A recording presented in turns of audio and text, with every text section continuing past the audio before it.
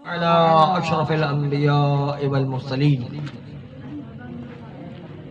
وآله الطيبين الطاهرين المعصومين المنتجبين ولعنة الله على أعدائهم أجمعين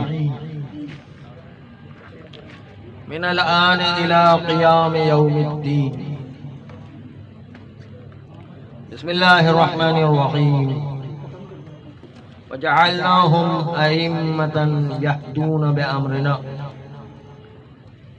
وأوحينا إليهم فعل الخيرات وإقام الصلاة وإيتاء الزكاة فكانوا لنا عابدين. بسم الله الرحمن الرحيم.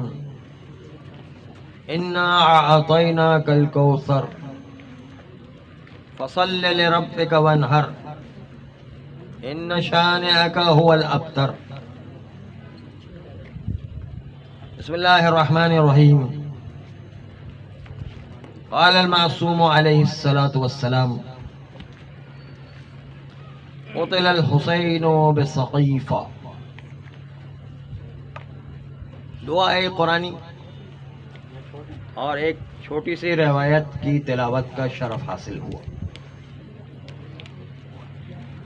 جس میں بار بار ترجمہ پیش کیا گیا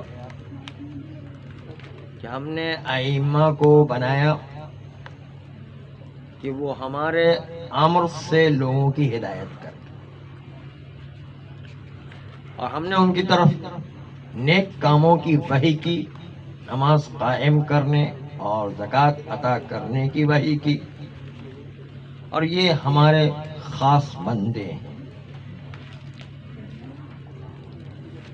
سورہ انا اعطیناک الکوثر میں ارشاد ہوا کہ ہم نے آپ کو اے حبیب کوثر عطا کی۔ فصل لربک وانحر، اس لیے اس کے شکرانے کے طور پر نماز پڑھو اور قربانی دو۔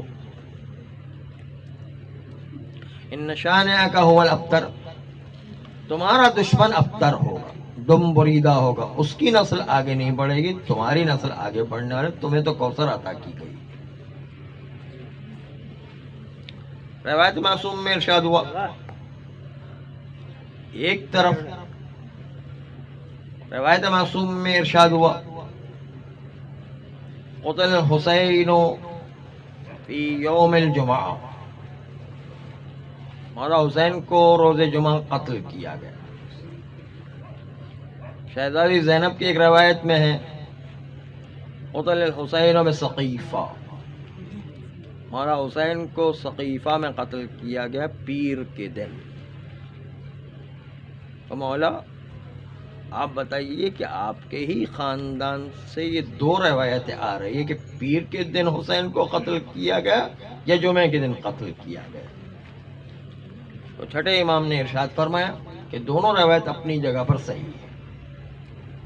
جو جمعے کے دن مولا حسین کو شہید کیا گیا وہ ظاہری اعتبار سے کربلا میں عاشور کے دن مولا حسین کو جمعے کے دن قتل کیا گیا، لیکن واقع میں جس دن پیغمبر اسلام کا وصال پیر کے دن واقع ہوا اور سقیفہ میں حق علی غصب کر لیا گیا، اس دن ہی حسین کا اصل میں قتل ہوا تھا۔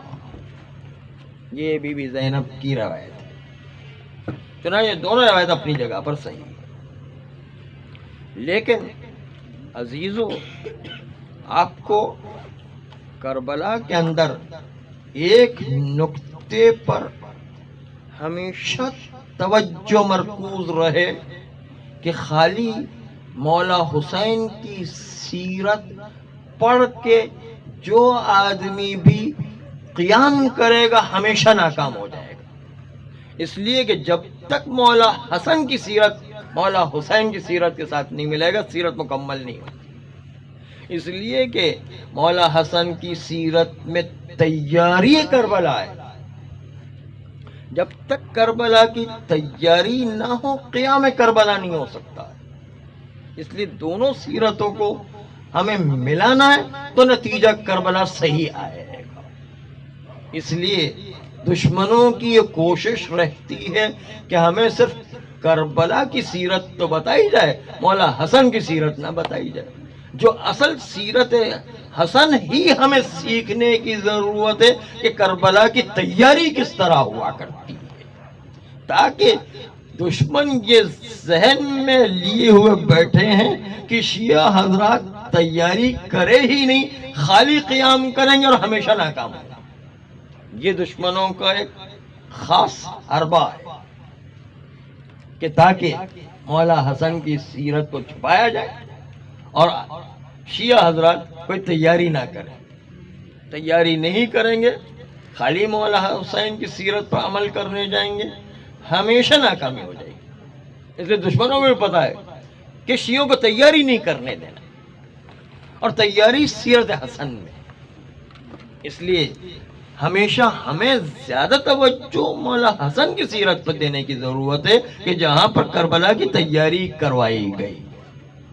اس لیے آج آپ کی ساری توجہ مرکوز ہونا چاہیے اس تیاری پر. آج ویسے بھی ولادت بسعادت امام حسن مجتبی صلوات اللہ علیہ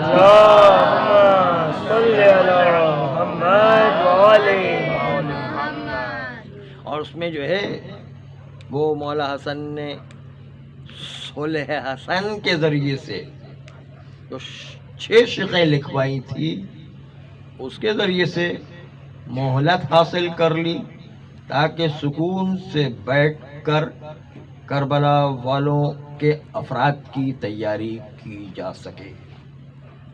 اور ایسی تیاری ہوئی کہ مخلص ترین افراد کو تیار کیا گیا. اصل میں تیاری میں سب سے مین بات یہ ہوتی کہ مخلص ترین افراد تیار کیے جائیں. خالی نعرے لگانے والے، خالی مولا مولا کہنے والے، خالی لبیک لبیک کہنے والے، خالی جو ہے زبانی جمع خرچ کرنے والے، خالی لقلقہ زبانی کرنے والے، ایسے بہت ہوتے ہیں لیکن موقع پر جو ہے دھوکہ دے کے چلے جاتے ہیں، جیسے مولا حسن کو دیا انہوں نے. اس لیے ایسے افراد کی کوئی کمی نہیں ہوا کرتی. یہ افراد بیکار افراد ہوتے ہیں، اس سے تو آدمی دھوکہ کھا جاتا ہوگا اور جنگوں میں شکست کھا جاتا ہے، قیام میں شکست کھا جایا کرتا. انسان کو کربلا جیسے اصحاب ملے تو صحیح معنوں میں قیام کر سکتا ہے، کہ جو ہمیشہ ساتھ دینے والے ہوں. یا آج کے زمانے میں امام خمینی علیہ الرحمہ کو جیسے ایران میں ساتھی ملے جن کی وجہ سے شاہ ایران کا تختہ الٹا جا سکا، یا جو ہے آغا سیستانی جو ہے ان کو حوض علمیہ کی برکتوں کی وجہ سے ایسا نظام ملا، اپنے ساتھی ایسے علماء مل گئے اور مرجعیت کا نظام اور حوض علمیہ کا نظام ملا کہ جس کی وجہ سے صدام کی حکومت کو الٹا جا سکا. اگرچہ کہ ظاہری لحاظ سے امریکہ نے ختم کیا لیکن اندرونی طور پر دیکھا جائے تو آغا سیستانی نے ختم کیا. یہ جو ہے پالیسی ایسی ہوا کرتی ہے. تو افراد کی تیاری جو ہے، افراد خالی افراد نہیں چاہیے، مخلص ترین افراد جو سیسا پلائے ہوئے دیوار کی طرح. یہ کام مولا حسن کا سب سے اہم تھا کہ مخلص ترین افراد تیار کی. یہ کام ہے اصل. افراد تو تیار ہو جاتے ہیں کہ ہلہلہ میں، شور شرابہ میں، لبیک یا حسین میں، فلاں میں، نعرے بازی میں بہت لوگ تیار ہو جاتے ہیں، لیکن این موقع پر جو بھاگ جاتے ہیں، دم دبا کے بھاگنے لگتے ہیں. خالی ایک فائر ہو جائے دم دبا کے بھاگیں گے. تو ایسے افراد کی کیا ضرورت ہے؟ اس لیے جو ہے پکے پکے دین کے شیدائی ہوں، پہلے تو معرفت رکھتے ہو دین کی اور خود جو ہے گناہوں سے بچنے والے ہو، اور پھر مقام عمل میں جو ہے جتنی ہو سکے دین کی حمایت کرنے والے ہو. اور جیسے کربلا میں مولا حسین کو ساتھی ملے ایسا ساتھی بننے کی ضرورت، ایسا دین کا وفادار بننے کی ضرورت. یہ ہے مولا حسن کا اصل کمال کہ ایسے مخلص ترین افراد مولا حسین کے لیے کربلا میں تیار کیے گئے. اور آپ کو یہ جملہ شاید اچھا بھی نہ لگے لیکن میں عرض کیے دیتا ہوں کہ جب مولا حسن تھے تو مولا حسین مولا حسن کے سامنے غلاموں کی طرح بیٹھتے تھے. اس طرح جو ہے غلام اپنے آقا کے سامنے بیٹھتے ہیں، اس طرح مولا حسین مولا حسن کے سامنے غلام کی طرح بیٹھتے تھے اور اتنی اطاعت کرتے تھے. امام کی اطاعت کرنا لازمی ہے. اس لیے جو ہے خالی ایک پہلو کا نہ دیکھیں، دونوں پہلوؤں کو ملانا ہے. دونوں پہلو ملائیں گے تو پھر قیام کامیاب ہوا کرتا ہے. چنانچہ اس کی آج کی مثال انقلاب اسلامی ایران ہے، یا آغا سیستانی کا عراق کا انقلاب ہے، یا آغا سید حسن نصر اللہ کا انقلاب لبنان میں دیکھیں. تیاری کے ساتھ تو ایسا انقلاب ہے کہ امریکہ اور اسرائیل کو للکار رہے لیکن وہ کچھ نہیں کر پا رہے. امریکہ کی اپنی سپر پاور جو ختم ہو رہی ہے. باقاعدہ ویانا میں آپ دیکھیں، بالکل امریکہ کے لیے سپر پاور کا اعلان جو ہے وہ خود چین نے اعلان کر دیا کہ آپ کی سپر پاور ختم ہو کر کے رہ گئی. واقعی ایسے ہی ہو گئے. ایران اور چین نے مل کر کے جو امریکہ کی سپر طاقت ہی کو ختم کر دیا. ویانا کا آخری جلسہ دیکھیں آپ، اس میں جو ہے ایران اور چین نے مل کے خود امریکہ کو ایسا مارا ہے کہ جس کے نتیجے میں کچھ نہیں کر پائے اور اس کی جو ہے سپر طاقت ختم کر دیا. نہیں، یہ ہوتی مرجعیت کی طاقت، مرکزیت کی طاقت، مجتہدین کی طاقت اور جو حوزہ علمیہ کی طاقت، جس کو کوئی نہیں بگاڑ سکتا. جب خمینی انقلاب لائے تھا، اب سوچئے 2 سپر طاقتیں تھیں اس وقت، ایک روس اور دوسرا امریکہ. دونوں کا جو ہے ڈٹ کے مقابلہ کیا کرتے تھے خمینی اور دونوں پر لعنت بھجوایا کرتے.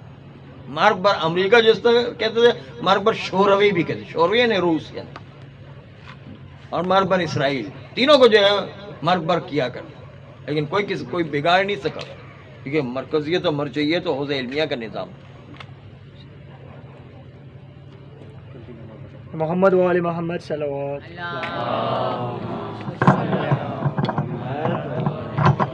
درود بھیجتے رہیں جب تک کہ جو ہے وہ فارغ نہیں ہو جاتے ہیں، تاکہ ثواب بھی حاصل کرتے رہیں اور نورانیت بھی پیدا ہوتی رہے.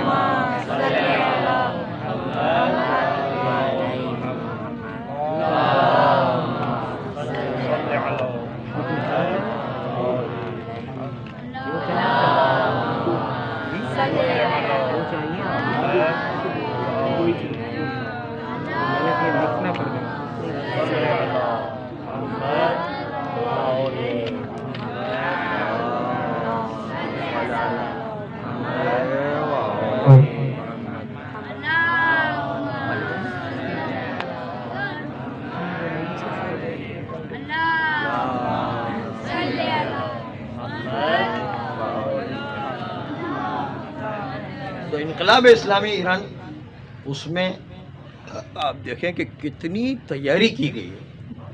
جب 1963 کے اندر میدان جالا میں شاہ ایران نے 15,000 مومنین کو شہید کر دیا.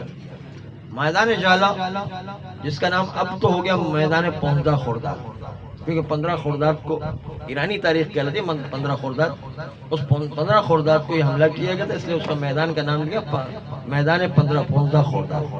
15 خرداد جو ہے اس کا نام ہو گیا میدان 15 خرداد، جہاں پر یہ 15,000 مومنین ایک ساتھ شہید کر دیے شاہ ایران.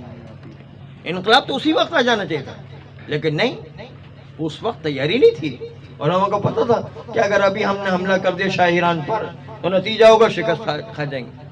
جوش میں انقلاب نہیں آیا کرتا.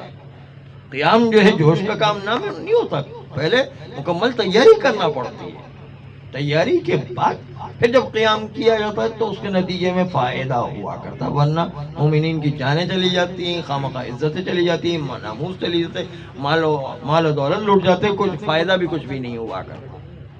اس لیے دشمنوں کی ایک سازش یہ ہے کہ مولا حسین کا کردار صرف ہمارے سامنے آتا رہے اور اس کی وجہ سے ہم جوش میں آ کر حملہ کرتے رہیں اور مومنین شہید ہوتے رہیں اور ہمیں کامیابی بھی نہ ملے. جبکہ مولا حسن کی سیرت کو چھپایا جاتا ہے تاکہ ہم کبھی تیاری نہ کریں اور بغیر تیاری کے جوش میں آتے رہیں اور اس کا نتیجہ جو ہمیشہ ناکامی ہوتی رہے. اس لیے تاریخ میں یہ جملہ لکھا جاتا ہے کہ خالی مولا حسین کی تاریخ پڑھ کر انسان قیام کرنا چاہے گا تو ہمیشہ ناکام ہوگا. اس کو سیرت امام حسن سے ملانا ہوگا، جس میں سیرت امام حسن میں خاص یہ کہا گیا کہ ہمیں کربلا کی تیاری کرنا ہے. چنانچہ جس طرح ایران کے انقلاب کی تیاری کی گئی، کان میں آ رہی، کربلا کے اندر جس طرح تیاری کرائی گئی، ایران کے انقلاب میں بھی 1963 میں جب جو ہے اتنی ساری شہادتیں واقع ہو گئی، پھر بھی علماء نے قیام نہیں کیا. پہلی مرتبہ جب آقا عبد الکریم حائری نے حوض علمیہ قوم میں بنیاد ڈالی اور وہاں پر مجتہدین کرام کے درس خارج شروع ہوئے، اور شروع ہونے کے بعد کئی درس خارج شروع ہو گئے. اس طرح آہستہ آہستہ علمی مرکز بن گیا، اور اس سے نتیجے کے اندر مجتہدین کرام، مراجع کرام اور علماء کرام پیدا ہوتے رہے، اور پورے ایران کے اندر علماء کی تبلیغات پھیل گئے، سارے عوام کو بیدار کر دیا گیا. اس کے بعد قیام کا مرحلہ آیا کرتا. ابھی ہم نے تیاری نہیں کی. ابھی اس وقت میں جا کر کے حکومت کے خلاف جو ہے وہ مظاہرے کرنے لگو، اور جو ہے حکومت کے خلاف جو ہے وہ ہتھیار اٹھا لو تو کیا کامیاب ہو جاؤں گا؟ اس طرح کوئی کامیابی تھوڑی ہوتی ہے. کوئی بیوقوفان اپنی جان دینے والی بات ہے، خواہ اپنے آپ کو برباد کرنے والی بات. اس لیے بربادی سے بچنے کے لیے مولا حسن کی سیرت کو پڑھنا ضروری ہے. اور وہ یہی ہے کہ جس طرح حوض علمیہ کی تیاری کر کے ایران میں کامیاب انقلاب کیا گیا، ہمیں بھی جہاں بھی قیام حسینی کو دیکھنا ہے، قیام آقا خمینی کو دیکھنا ہے، قیام آقا سیستانی کو دیکھنا ہے، تو پہلے حوض علمیہ اور مرکز علمی بنانے کی ضرورت ہے. مرکز علمی ہوگا تو وہاں پر سے مجتہدین نکلیں گے، مراجع نکلیں گے، علماء کرام نکلیں گے، پورے ملک میں پھیل جائیں گے. ہر ایک کے اندر بیداری پیدا ہوگی. بیداری پیدا ہونے کے بعد پھر قیام نعرہ لگایا جاتا ہے، اور اس کے بعد جو ہے پھر آثار کامیابی کے نظر آنے لگتے ہیں. اس لیے پہلا کام سب سے اگر واقعاً قیام کرنا ہے تو حوض علمیہ اور مرجعیات کا نظام اور مرکز بنانے کی ضرورت ہوا کرتی ہے. اس سلسلے میں صرف 3 مثالیں آپ کے سامنے پیش کر رہا ہوں. ان میں سے پہلی مثال جو آپ شاید سن بھی چکے ہوں گے کہ آپ نے دیکھا ہو کہ خانہ کعبہ کے گرد لوگ چکر لگایا کرتے ہیں. ہر ایک جو ہے مختلف علاقے کے مسلمان ہوا کرتے ہیں، جو کسی کا رنگ جو ہے مختلف ہوا کرتا ہے، زبانیں مختلف ہوا کرتے ہیں، علاقے مختلف ہوا کرتے ہیں، کلچر مختلف ہوا کرتا ہے، جسم و وزن ایک جیسا نہیں ہوا کرتا ہے. اتنا اختلاف ہے کہ ایک دوسرے کے منہ پر تھوکنے کو تیار ہے، کافر کہنے کو تیار ہے، ایک دوسرے کو قتل کرنے کو تیار ہے. لیکن مرکز خانہ کعبہ کی خوبی یہ کہ ہر ایک مسلمان کو اپنی طرف کھینچ کے رکھتا ہے اور گھماتا ہے اپنے طرف. یہ مرکزیت کا کمال ہوا کرتا ہے. حوض علمیہ بھی یہی ہوا کرتا ہے. ہمارے تنظیموں کے ہزاروں اختلافات ہوتے رہے، لیکن اگر مرکز موجود ہے تو مرکز ہر تنظیم کو اپنے پاس کھینچ لیتا ہے، اور اس کے نتیجے وہ مرکزیت کی مضبوطی کی وجہ سے شیعت کے اندر ایک طاقت پیدا ہو جایا کرتی ہے. مرکز کا یہ کمال ہوا کرتا ہے.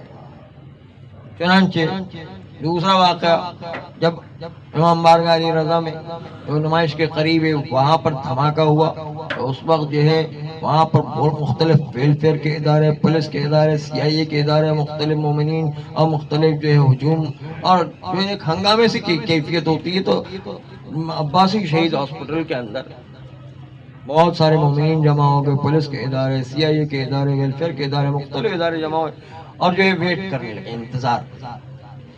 انتظار روم تو نہیں بنائے گئے. تو وہاں پارک کے اندر چھوٹا سا پارک تھا، اس کے اندر بیٹھے ہوئے مومنین انتظار کرتے کہ اب کیا نتیجہ آتا ہے. چنانچہ دیکھا آپس میں بات چیت چلی. ایک صاحب نے کہا کہ دیکھو سرو موٹر والے کتنا اچھا کام کر رہے ہیں، بیواؤں کی مدد کر رہے ہیں، یتیموں کی مدد کر رہے ہیں، زخمیوں کو مفت علاج کرا دے رہے ہیں، اور جو ہے شہید ہو گئے ان کو جو ہے فنڈ دلا رہے ہیں حکومت سے.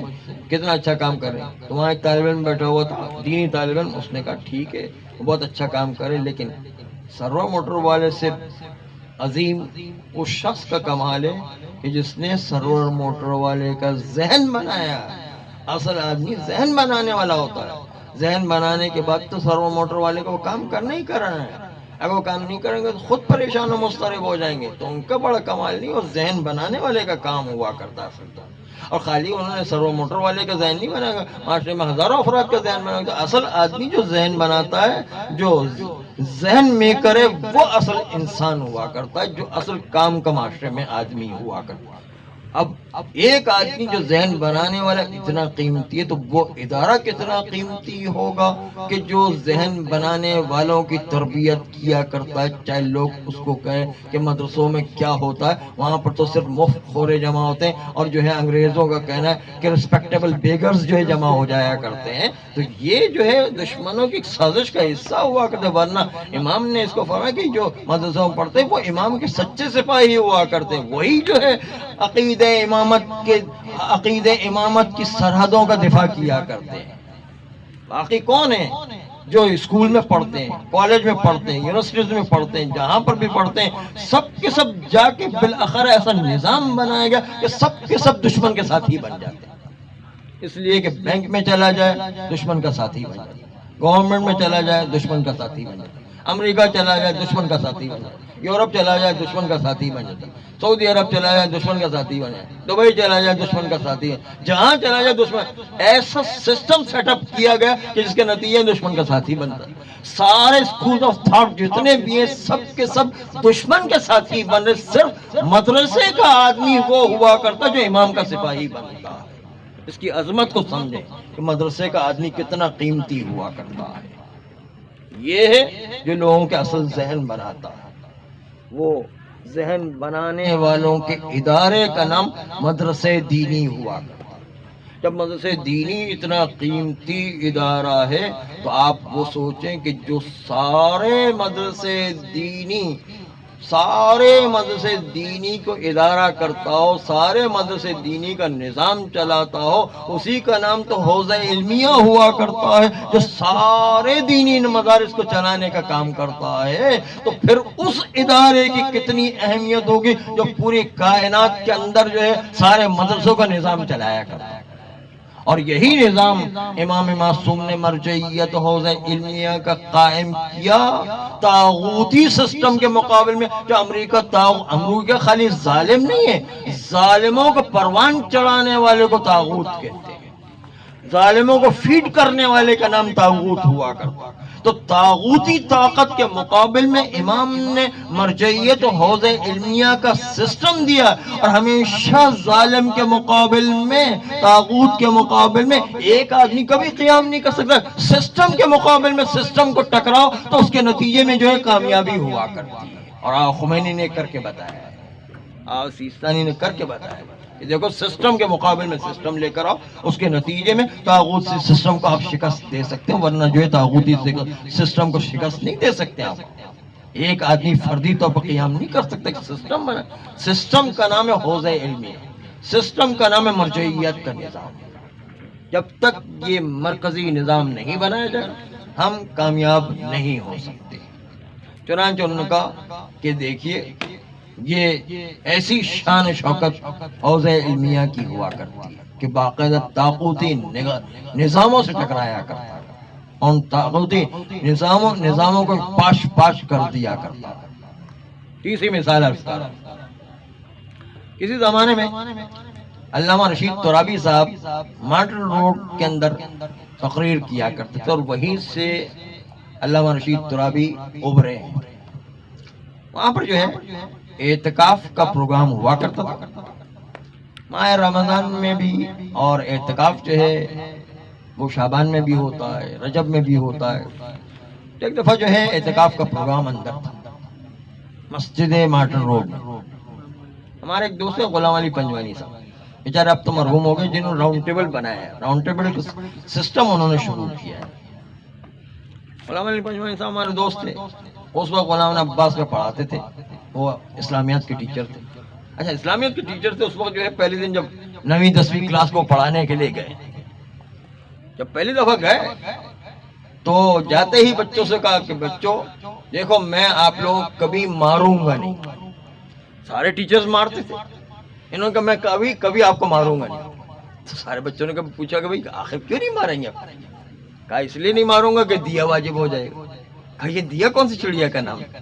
یہ کہاں سے نکل کر کے آ گئے؟ پہلے جو ہے کیوں نہیں ہوتا ہے کہ یہ بھی کوئی چڑیا ہوتی ہے کہ جس کی وجہ سے جو ہے وہ بچوں کو مار نہیں سکتے ہیں؟ یہ کون سی چیز کا نام نکل کر کے آ گیا؟ کہا کہ ہاں دیکھیں اگر بچوں کو ماریں اور ان کا گال لال ہو جائے تو ایک اونٹ جو ہے وہ کفارہ دینا پڑتا ہے. ایک اونٹ آپ کو پتا ہے کہ ایک آدمی کو قتل کر دیا تو 100 اونٹ کفارہ ہو. اور اس لیے جو ہے تھپڑ مار دے یا جو ہے کوئی زخمی کر دے تو کچھ جگہ پر 2 اونٹ کبھی 5 اونٹ کبھی 10 اونٹ اس طرح کفارہ دینا پڑتا ہے. اس کو کہتے دیا جرمانہ. یہ کیوں مارا ہے؟ حتیٰ اگر کوئی ایکسیڈنٹ کر دیتا ہے بھولے سے بھی تو بھی دیا دینا پڑتا ہے. کسی نے کسی کی اسکوٹر مار دی, کسی کی گاڑی مار دی, کسی کو جو سائیکل مار دی, اس کو جو کفارہ دینا پڑے گا. جو بھی زخم کوئی بھی مسلمان کو لگائے اس مسلمان کو زخم کا جو ہے جرمانہ دینا پڑے گا. شریعت کا ایک حکم ہے, واجب حکم ہے. نہیں تو روزے قیامت پکڑ ہو جائے گی. اور پکڑ وہاں کی پکڑ آپ نے سنا, اشد المعاقبین, اللہ شدید ترین عقاب دینے والا. فی النقال والنقم, جہاں پر سزا دینے کا موقع ہوگا, جہاں پر عقاب دینے کا موقع, اللہ اشد المعاقبین, پھر چھوڑنے والا نہیں ہے, قہار و جبار ہے. اس لیے یاد رکھے کہ اب جو ہے وہ کیسے سخت سزائیں جو ہے انسان کو برداشت کرنا پڑتی. کوئی چھوٹ کے نہیں جا سکتا اللہ کی بارگاہ. اس لیے جو ہے بہت احتیاط سے انسان کو زندگی گزارنے کی ضرورت ہوتی, بہت احتیاط سے قدم اٹھانے کی ضرورت ہوتی ہے. امام علیہ السلام نے فرمایا کہ اس طرح دنیا میں چلو کہ تم جو ہے کانٹوں والی جھاڑیوں کے درمیان سے گزر رہے ہو, اور تمہارا کپڑا بالکل وہ باریک سا کپڑا ہے جو ریشم کا کپڑا ہوا کرتا ہے کہ تھوڑی دیر کے اندر جو کانٹے کے اندر پھنس جائے. تو کتنا آدمی کپڑے کو سنبھال کے کانٹوں کے درمیان سے نکلتا ہے تاکہ کوئی کانٹا جو کپڑے کے اندر چپ نہ جائے. اس طرح اپنی زندگی کی روش رکھے, ورنہ کہیں کانٹا چپ گئے گناہ کا تو پھر وہ نکلنا مشکل ہے. پھر اس کے لیے اللہ کی پکڑ تو سخت پکڑ ہوتی ہے, مگر یہ کہ ہم خود توبہ کر لیں, پشیمان ہو جائیں, یا معصومین کا وسیلہ ہو جائے. اور معصومین کا وسیلہ خامخواہ نہیں ہوتا ہے. ہم اکڑ جائیں, ہم گناہ کرتے پھریں اور گناہوں کے بعد بھی لوگوں پر تہمتیں لگاتے پھریں, لوگوں کے سامنے ایک جو ہے اکڑ کا ماحول پیدا کریں. اس سے کوئی جو ہے وہاں پھر معصومین سفارش بھی نہیں کرتے.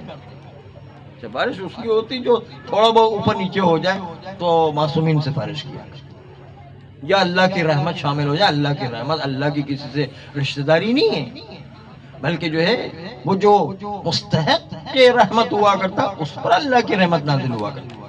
ہر آدمی سمجھے کہ ارحم الراحمین ہے, اس سے فائدہ اٹھاؤ. یہ اللہ کی رحمت ہر ایک کے لیے جاری نہیں ہوا کرتا, جو قابلیت رکھتا اس کے لیے ہوا کرتا. تو بات چل رہی تھی کہ علامہ رشید ترابی وہاں پر مجلس پڑھا کرتے تھے, وہیں پر کوئز پروگرام ہوا. غلام علی صاحب جو ہے, غلام علی پنجوانی صاحب کوئز پروگرام لے رہے تھے, تو کہنے لگے کہ مجھے کوئز پروگرام کے لیے کمپیئرنگ کے لیے بلایا گیا. جب میں کمپیئرنگ کرتا جا رہا تھا, جو صحیح جواب دیتا ان کو انعامات دے رہا تھا, جو صحیح جواب نہیں دیتا ان کو انعامات نہیں ملتے. کمپیئرنگ کرتے کرتے میں جب نیچے آیا, ایک صاحب نے مجھے پکڑ لیا کہ نہیں, میں اس بات کو نہیں مانتا ہوں کہ جو آپ نے کہا کہ جو ہے ہماری قوم نے قربانی دی اور آئندہ بھی قربانی دے گی, میں اس کو نہیں مانتا. کہا اچھا اگر جو ہے ایسا ہے تو آپ اس کی دلیل دیجیے کہ ہماری قوم نے قربانی دی, آئندہ بھی قربانی دے گی اور قربانی دینے کے لیے تیار ہے. تو غلام علی پنجوانی صاحب نے جو راؤنڈ ٹیبل والے تھے انہوں نے کہا کہ دیکھیے کہ ہمارے جلوسوں میں فائرنگ ہو جاتی ہے, ہمارے جلوسوں میں بم بلاسٹ ہو جاتے ہیں, تو دیکھیں کوئی بھی جلوس چھوڑ کے نہیں جاتا, پورا جلوس مکمل کرتا ہے. جس کو جو علم اٹھائے ہوئے, بڑا سا علم اٹھائے ہوئے, اور اس کو جو ہے چھرا بھی لگ جاتا ہے بم کا, لیکن وہ علم کو چھوڑنے کے لیے تیار نہیں جب تک کہ وہ کسی کو ہینڈ اوور نہ کر دے. آپ نے جو جلوسوں میں دوسرے سیاسی جلسوں میں خالی ایک بم کی آواز آتی تو پورا مجمع بھاگ جایا کرتا ہے. یہ مولانا حسین کے ساتھ کتنی وفاداری ہے.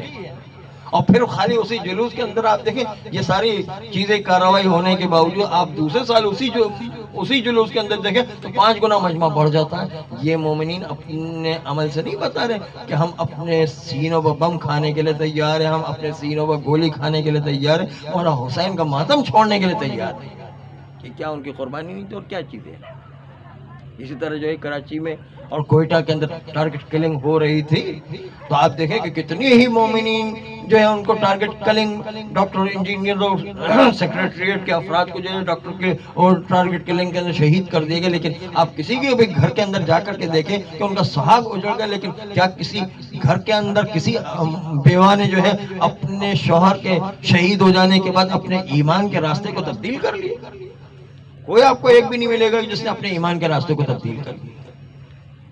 چنانچہ یہ کیا ان کی قربانی نہیں کہ سہاگ کی اتنی بڑی قربانی تھی، اس کے باوجود راستہ تبدیل نہیں کیا؟ تو کیا یہ قربانی نہیں ہے؟ قربانی دینے کا جذبہ نہیں ہے؟ بس پتہ چلا قربانی دے. کہاں آپ نے بالکل صحیح جواب دی کہ واقعی قربانی دی اور مانتا ہوں کہ قربانی دی. لیکن اب میں ایک ایسا سوال کروں گا کہ جس کا جواب آپ نے دے دیا تو ایک بلینک چیک کاٹ کے دو، جتنے پیسے نکالنے. لیکن یہ کہ اسٹیج پر جس طرح دوسروں سے سوال کرتے تھے، میں آپ سے ایک سوال کروں گا اور سوال کرنے کے بعد آپ کو سب کے سامنے جواب دینا پڑے گا. تو غلام علی بھائی نے کہا اگر اسٹیج کی بات ہے تو آپ جو مارٹن روڈ کی انتظامیہ سے اجازت لے کر آ جائیں. بھائی اسٹیج کا معاملہ ہے تو پھر جو ہے وہ انتظامیہ جو بتائے گی کہ کرنا ہے نہیں کرنا. آپ ان سے اجازت لے کر آ جائیں، میں تیار ہوں. چنانچہ وہ اجازت لینے گئے. وہ غلام علی بھائی ہم سے کہتے کہ جب وہ اسٹیج پر وہ جو اجازت لینے گئے تو میں تو ڈر گیا تھا کہ بھائی پتہ نہیں وہ بلینک چیک والا جو ہے سوال بڑا مشکل ہوگا، اسی لیے تو بلینک چیک دے رہا ہے. اگر مجھے نہیں پتا تو میں جو سچ کہہ دوں گا کہ مجھے نہیں آتا، میں مجتہد مراجع سے پوچھ کے بتاؤں. اب وہ آتے ہیں صاحب اجازت لے کر آگے مارٹن روڈ کی انتظامیہ سے اور جلسہ سجا اور پوچھا کہ ہاں آپ نے یہ بتایا، بہت سی صحیح بتایا کہ ہماری قوم نے قربانی دی، قربانی دینے کے لیے جو ہے تیار بھی ہیں اور اس کے لیے آپ نے بہت اچھی دلیل پیش کی، وہ دلیل قابل قبول بھی. لیکن اب میرا دوسرا سوال یہ کہ ہماری قوم نے قربانی دی اور قربانی دینے کے تیار ہے، لیکن یہ بتائیے کہ ہماری قوم یہ قربانی دے رہی ہے، قربانی دینے کے لیے تیار ہے، اس کے باوجود نتیجہ قوم میں کیوں نہیں آ رہا؟ ایران عراق میں نتیجہ آ رہا ہے، یہاں پر نتیجہ کیوں نہیں آ رہا؟ نتیجہ کیوں نہیں آ رہا؟ اس لیے کہ جو قومیں قربانیاں دیتی ہیں، قربانی دینے کے لیے تیار ہوتی ہیں، ان کا تو نتیجہ ہے، جو شہادتیں دیتی ہے وہ نتیجہ آیا کرتا ہے. ہماری قوم میں نتیجہ کیوں نہیں آ رہا؟ تو غلام علی بھائی نے چھوٹتے کہا کہ یہی تو ہمارے عوام کا قصور ہے کہ ان کے ذہن میں یہ بات ہی نہیں ہے کہ ہمیں سب سے پہلے اپنے مرکز کو مضبوط کرنا چاہیے. جب تک کہ قوم یہ نہیں سمجھے گی کہ ہمیں اپنے مرکز کو مضبوط کرنا ہے، تب تک جو ہے اچھے کام ہوتے رہیں گے. کوئی بیواؤں کی مدد کر رہا ہے، کوئی یتیموں کی مدد کر رہا ہے، کوئی اسکول کھول رہا ہے، کوئی یہ سارے اچھے کام ہوتے رہیں گے. لیکن جب تک مرکز پر توجہ نہیں کریں گے تب تک قوم میں کوئی نتیجہ و قیام وجود میں نہیں آ سکتا. پہلے مرکز کو مضبوط کرو، مرکز کو اتنی طاقت دو کہ وہ امریکہ اور اسرائیل سے لڑ سکے. ان کو مجتہدین فراہم کرو، ان کو مراجع فراہم کرو، ان کو مرکزیت عطا کرو، پھر دیکھو قوم میں کیسی طاقت پیدا ہو. آپ نے مرکز کو اتنا ضعیف رکھا ہوا کہ ایک علامہ کا مقابلہ نہیں کر سکتا تو امریکہ اور اسرائیل اور روس کا کیا مقابلہ کرے گا، چین کا کیا مقابلہ کرے گا؟ پہلے جو ہے مرکزیت کو مضبوط کرو، تب جا کے قوم میں طاقت پیدا ہو. ان کو مراجع دو، مجتہد دو اور جو ہے مرکزیت دو، حوزہ علمیہ کا نظام دو، تب جا کر دیکھو کہ حوزہ علمیہ کی مرکزیت اور جو ہے مرکزیت کے اندر کتنی طاقت پیدا ہو جاتی. کہ یہی ہماری قوم جو اتنی کمزور نظر آتی، مرکزیت کے بعد آپ دیکھیں یہی قوم امریکہ، اسرائیل اور ساری دنیا کو للکار رہی ہوگا، جو ہے پاکستانیوں کو کوئی بگاڑ نہیں سکے گا. یہ خالی ہم نے تیاری نہیں کی ہے جس کی وجہ سے ساری قوم جو ہے کمزوری کی طرف جا رہی ہے. اگر جس دن ہمارے وہاں پر مرکز بن گیا تب پوری دنیا میں پاکستانیوں کا قوم ایسا جو ہے دنیا کو سبق سکھائے گی کہ دنیا حیران ہو جائے گی کہ ایران اور عراق کو بھی بھول جائیں گے. اتنی پاکستانی قوم وفادار قوم، صرف ان کو مرکز نہیں ملا جس کی وجہ سے ساری کمزوریاں پیدا ہو. اس لیے سب سے پہلے ہمیں مولا حسن کی سیرت کا مشاہدہ کرنے اور مطالعہ کرنے کی ضرورت ہے، اور اس کا نام ہے تیاری. تیاری کرو اور سب سے بڑی تیاری مرکزیت کو وجود میں لے کر آ جاؤ، پھر دیکھو قوم میں کتنی مضبوطی پیدا ہوتی ہے. پروردگار عالم ہم سب کو مولا حسن کی سیرت پر عمل کرنے کی توفیق عطا فرمائے. حوضہ علمیہ قم و نجف کی طرح پاکستان میں بھی حوضہ قائم کرنے کی توفیق عطا فرمائے. پروردگارہ ہم سب کے گناہ کبیرہ و صغیرہ کو معاف فرما. ہمارے والدین